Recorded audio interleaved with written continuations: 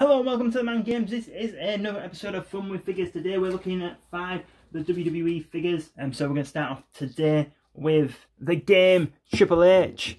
So I'm not sure, we might have looked at one like this before or not. I'm not 100% sure. Just because you go through that many Triple H figures. And we might have actually looked at this one on the show before, but it is a really good Triple H figure. I do really like it. This figure has been played with slightly, but no, I do really like the figure. I really wanted to get that t-shirt when it came out. I was actually at wrestling and they'd sold out, unfortunately, so I couldn't get one at the time. So I got one of the just DX spray painted on. It was like the tour t-shirt, so it had all the dates on the back of the t-shirt. But no, this Triple H figure is good condition, really. There is, like I said, there is a few marks on it. So this is based on around 2006, I want to say, when DX reformed. Movements, you know, a bit stiffer on the arms, slightly. Legs are really slack, so that's good. There is a knee pad missing, unfortunately. So yeah, that's Triple H, the game. Now we'll just leave him there a second. Next up we have Shawn Michaels, the Heartbreak Kid, in his DX attire also. So I think we have looked at a similar one, the Shawn Michaels, but the trousers are a bit different, but it was a similar face and stuff. So this is just the DX down the trousers there. So yeah, going back to the tour that I was on about before, this was kind of the attire that both men were wearing on that tour when I was there. So yeah, I believe they teamed up with John Cena to fight Legacy, and Hornswoggle made a run-in at the time. So yeah, the Shawn Michaels figure. His legs are a bit stiff. Yeah, his legs are a bit hard to move, but the arms are a bit, well, one arm's slightly slacker, but not 100%. But no, he's in better condition than the Triple H. But no, they are both two really good figures, to be fair. So like I said, there was feuding with maybe Legacy around this time. So the Triple H, you could buy that separately, and you could buy it in a triple pack as well with Kenny Dykstra and the Shawn Michaels that we have looked previously on the show.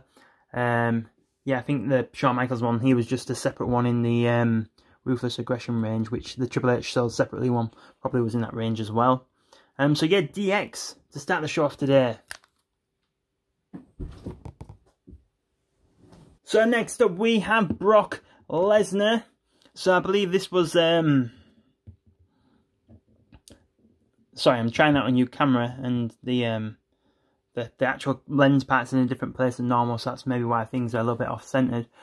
So this was in I think it was like the first ever Ruthless Aggression range, which kind of showed like a new generation of wrestlers in a way. So in that range, I believe there was this Brock Lesnar, the first John Cena figure, the first Randy Orton figure, maybe even the first Chavo Guerrero figure that WWE brought out. There would have been one other person that I can't remember off the top of my head, but no.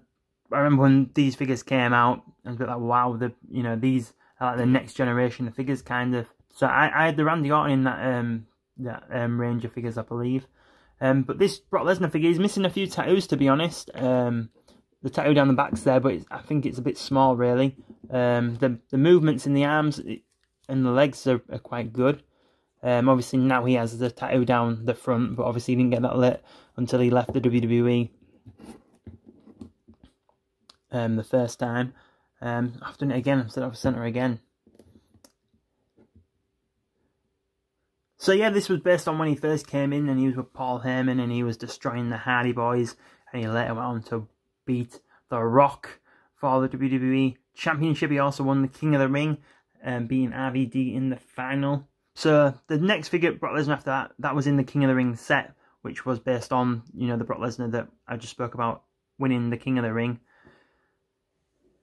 So yeah, there was an RVD on that set as well, which was one I really wanted to get. I really like he was in like orange and white attire, going down his leotard thing he wears. Yeah, it was really good. There's an X-Pac and NWO one in that range as well, I believe. So yeah, the King of the Ring range of wrestlers were really good as well. So yeah, that is Brock Lesnar. So next up we have John Cena, pulling a bit of a strange facial feature, really. I'm not really sure what he's meant to be doing. And the hands are a bit... You could make some really nasty jokes if you were that kind of person about this figure, really. So yeah, the movements in the figure are quite good. I really don't get the facial feature though. I mean, I think this is the first time I've ever seen this figure, so... I mean, you can do the you can't see me, but... Yeah, I'm not a great fan of this John Cena figure, really. It just looks a bit stupid. Yeah, just don't get that facial feature at all. It has been... There's a slight few marks on it, but it is in fairly good condition, to be fair, but... based on the wrist pads and things, I want to say it was based on when he kind of first won the championship from JBL, but... And he's still wearing the World Life thing, so yeah, that could be another incantation that is right, if that's the right word to use. If not, that's the word I used. So yeah, a bit disappointing with this John Cena figure, really. But yeah, the movements, maybe the knees are a bit stiff, but yeah, not really a fan of this John Cena figure at all. So these figures that we've looked at today are just some I've recently purchased on eBay. This John Cena figure is probably my least favourite of the bunch, so the less said about that Cena figure, the better.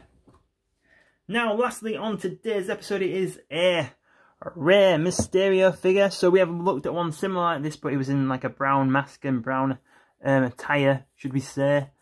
Quite similar tattoos and similar facial feature. But I think maybe I do prefer this white one, really. But one of the negatives is with it being white, all the marks that show up, which has been played with, so that is, you know, negative about the figure. But no, it still is a good rare Mysterio. I do like it. Obviously, there's only wear and tear where the white parts are. So yeah, you can see the tattoo down the back there. That looks really good. There's all the tattoos there on the arms. There's the Alea and Dominic tattoos there on the bicep there. So yeah, Dominic and Alea now you know, featured on the show regularly. Or they are when I'm recording this. You know, when this goes up, and you're thinking, what have you been watching, pal? These shows are recorded a little bit in advance, so that is why. So yeah, who would have thought Dominic Mysterio would be as good as he is, really? His first match with Seth Rollins at SummerSlam. You know, for a first match, wow. How good was that? And then later, his daughter, Alea, became an on-screen character in a love angle with Murphy. So yeah, it might be some of the recent stuff we've ever spoke about on Fun with Figures, really. Normally we're talking about stuff that happened years ago, but yeah, that is quite recent. Yeah, obviously nowadays Ray has a lot more tattoos. He has, you know, the chest piece. He has a prayer down the side of his stomach there nowadays, and a chain around the neck tattooed on. So yeah, that was Rey Mysterio to finish the show with today. You can see the 619 down there as well. You can also see a few marks where it's been played with as well. So yeah, that is Rey Mysterio to end the show today. So I want to say probably the Brock Lesnar figure might be my favourite one of the day today, maybe. Yeah, that was really good. Thank you for watching this episode of Fun with Figures. If you have enjoyed it, please hit that like button and subscribe to TheMan Games, and make sure you check out the other good content out on TheMan Games. Thank you for watching today.